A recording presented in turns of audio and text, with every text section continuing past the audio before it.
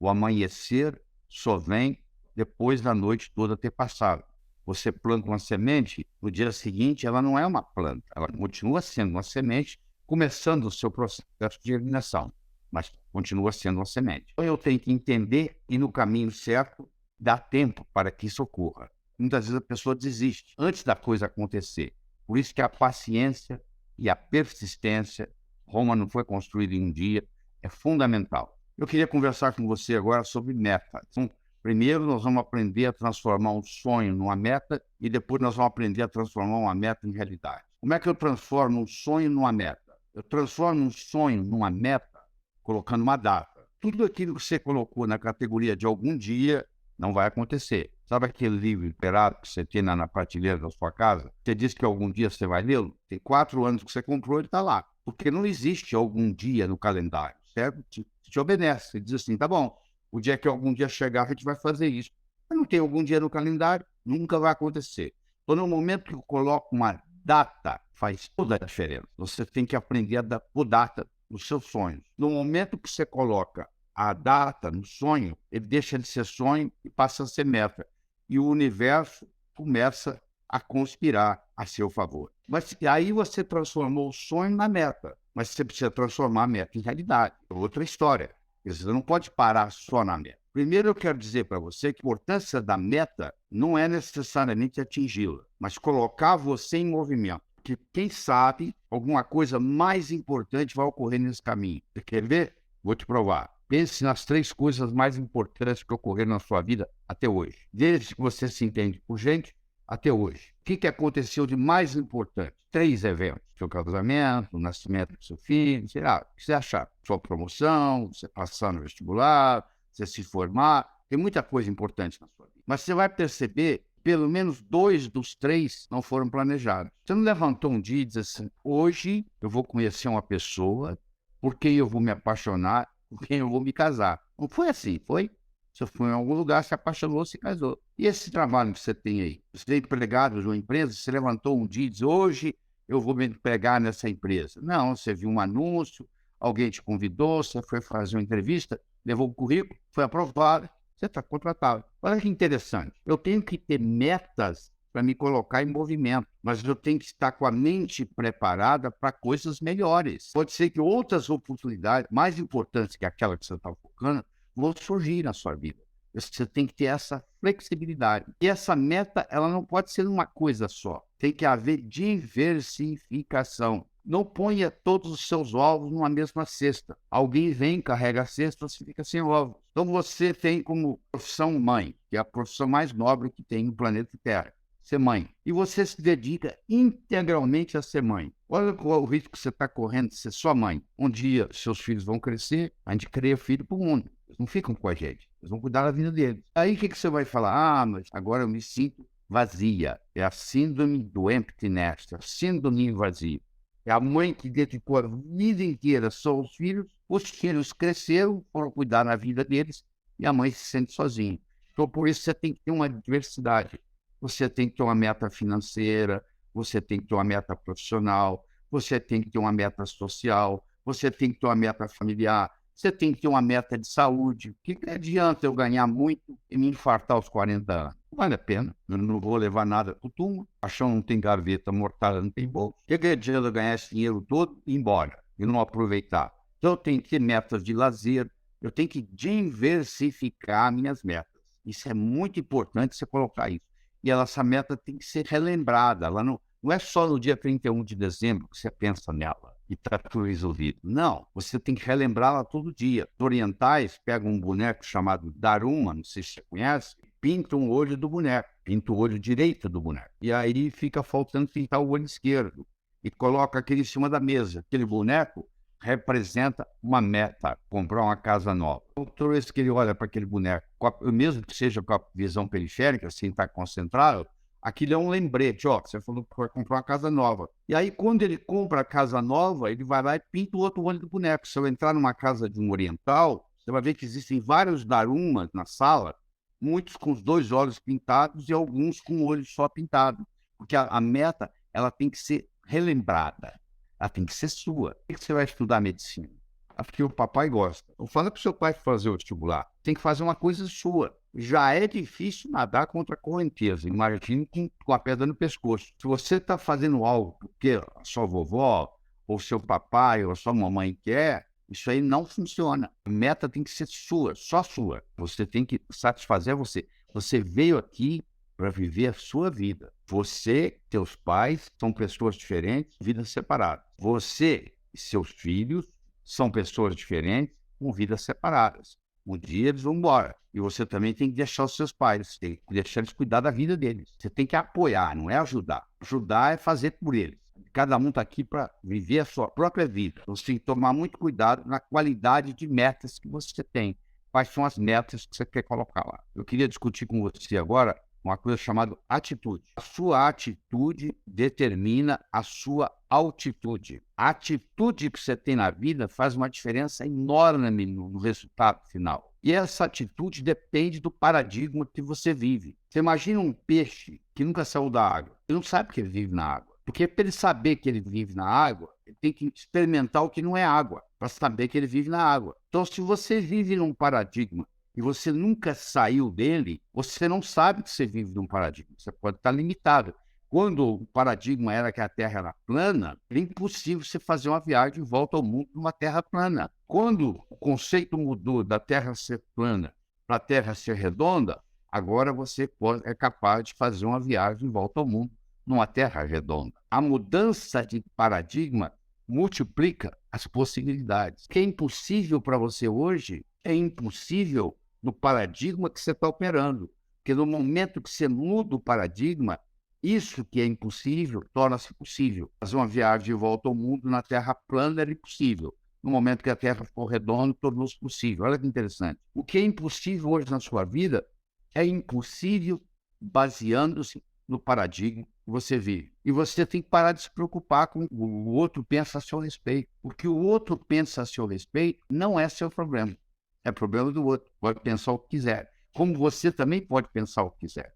Se você tem que dar satisfação para todo mundo daquilo que você está fazendo, você não está vivendo a sua vida. Você está vivendo a vida dos outros. Então, você tem uma atitude positiva, você tem uma atitude otimista, faz toda a diferença. O otimismo sozinho não resolve. Pessimismo atrapalha. Eu não estou dizendo que só ser otimista resolve. Você pode, inclusive, ser otimista demais. Você conhece a história dos dois gêmeos, e um era super otimista e o outro era super pessimista, e os pais não sabiam mais o que fazer, foram no psiquiatra, e disseram, nós temos dois filhos iguaizinhos, a diferença é que um é otimista demais, o outro é pessimista demais. E o psiquiatra perguntou, quando que é o aniversário deles? Isso aí é fácil, está chegando, daqui 10 dias. Falei, então nós vamos resolver o problema de uma vez por todas. Ele disse, como? Mas qual é o sonho de consumo do seu filho pessimista? O meu sonho de consumo do meu filho pessimista é ganhar uma bicicleta de 18 marços. Nós não conseguimos comprar. Ah, não, você vai comprar, diz o psiquiatra.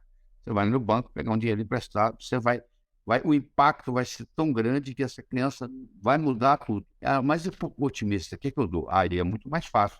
Você vai numa fazenda, num sítio, leva um balde, enche de cocô de cavalo, enche de estrume de cavalo e coloca o nome dele com estrume ao lado da bicicleta do irmão com o nome do irmão. No dia que eles acordaram no aniversário, o pessimista vai ver aquela bicicleta com o nome dele, vai ficar tão encantado que vai curar o pessimismo. E o otimista vai ver esse estrume de cavalo com o nome dele, sim, vai quebrar um pouco esse excesso de otimismo dele. E todos os pais fizeram isso, pegaram dinheiro emprestado, compraram a bicicleta de 18 marchas, puseram o nome do pessimista, buscaram o estrume de cavalo, colocaram o nome do otimista, e quando acordou de manhã, no dia do aniversário, eles escutam aquela gritalhada, aquela choradeira, quando eles descem, o pessimista está chorando e o otimista pulando de alegria. Aí os pais já não entendem mais nada. Aí o pai chega perto do pessimista e fala, meu filho, por que você está chorando? Qual é o seu sonho de consumo?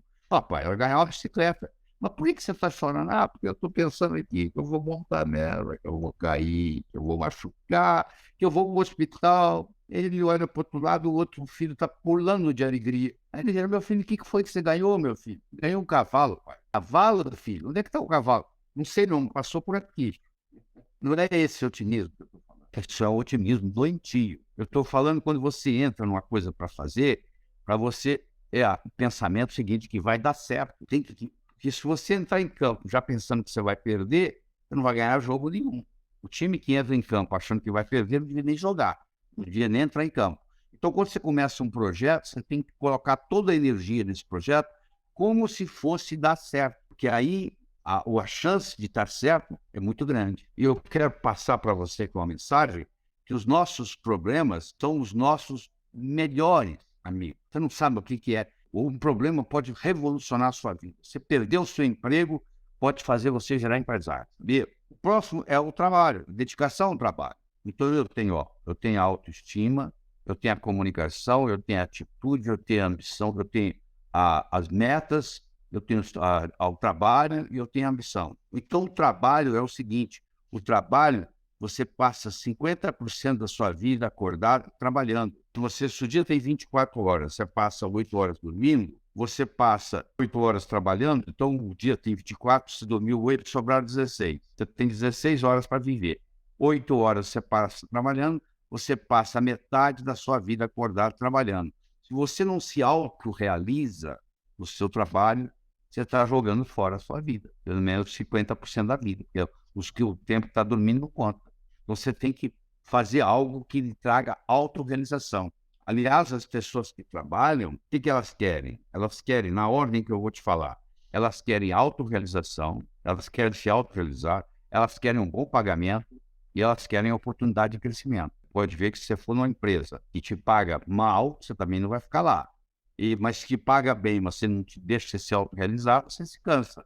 E se você está lá e não é promovido, e não é estimulado, não é, se larga para procurar coisa melhor. Então, isso é muito importante. O ideal mesmo é você chegar um dia e trabalhar para você. Aliás, você sempre trabalha para você, porque a empresa pode te dar a mesa, pode te dar o telefone, pode te dar o salário no final do mês, mas quando você melhora, você está melhorando. O dia que você sair dentro da empresa, você vai levar essa melhora com você. Napoleão Hill, estudando os milionários, ele chegou à conclusão que 85% dos milionários, antes de serem milionários, eles trabalhavam para alguém. Só que eles trabalhavam com a seguinte atitude: eles trabalhavam como se a empresa fosse deles, eles faziam render como se fosse deles, eles gastavam como se fosse deles, eles administravam a empresa como se fosse deles. O dia que eles abriram a deles, eles sabiam o que é ser dono de empresa. O que a maioria dos funcionários faz? Eu sou apenas um empregado aqui, eu não vou me esforçar. O dia que eu tiver a minha, aí sim. Só que perdeu a oportunidade nesse período de aprender a ser dono de empresa. Então, você está sempre trabalhando para você, tá bom? Falta só uma coisa, a missão. Lembra o japonês, Kaizen. A palavra Kaizen, no Japão, significa melhora contínua. Hoje melhor do que ontem, amanhã melhor que hoje. A palavra Kaizen pegou o Japão em 1945, Hiroshima, Nagasaki, tudo destruído, 40% do Japão destruído. Hoje ele está entre os 5 melhores países do mundo per capita, você tem uma ideia. Quer dizer, de 40% destruído entre os 5 melhores do mundo per capita, trazido por uma filosofia chamada Kaizen. Sempre melhorar, melhora contínua. Você diz para mim assim, eu não quero mais nada na vida. Eu digo, então está na hora de você morrer, porque você está aqui para aprender. Aliás, quando você morrer, quando você transcender, quando você mudar o seu endereço cósmico, quando você chegar lá do outro lado, eles vão te fazer 3 perguntas. A primeira pergunta é a seguinte: o que você aprendeu lá? Isso aqui é uma escola, estamos aprendendo. A segunda pergunta é: como que a sua passagem pelo planeta Terra fez um lugar melhor aqueles que virão depois de você? E terceiro, mais importante de tudo, eles vão lhe perguntar: você custou mais do que contribuiu ou você contribuiu mais do que custou? Aliás, eu recomendo para você, quando você coloca a sua cabeça no travesseiro para dormir à noite, você faça a seguinte pergunta para você mesmo: custei mais do que contribuí ou contribuí mais do que custei hoje? E esse hoje vai sendo somado, vai sendo somado, vai sendo somado, verdade? Então, isso é importante você levar isso em consideração. Eu quero deixar bem claro para você que a vida é uma sequência de olá e até logo. Para você dar o próximo olá, você tem que dar o até logo. O grande olá da sua vida, você não está lembrado, mas você deu quando você chegou aqui no planeta Terra. Você chegou aqui chorando, todo mundo que estava aqui para te receber estava sorrindo. Espero que quando você morrer, quando você transcender, quando você mudar seu endereço cósmico, aconteça exatamente o contrário. Você vai sorrindo, porque você cumpriu a sua missão aqui, e quem ficar aqui vai ficar chorando, porque você está indo. Mas isso ainda vai demorar muito tempo, tem uma vida inteira pela frente. É preferível tê-la com sucesso do que sem sucesso. Eu recomendo você para aprofundar nessa ciência, porque sucesso é uma ciência.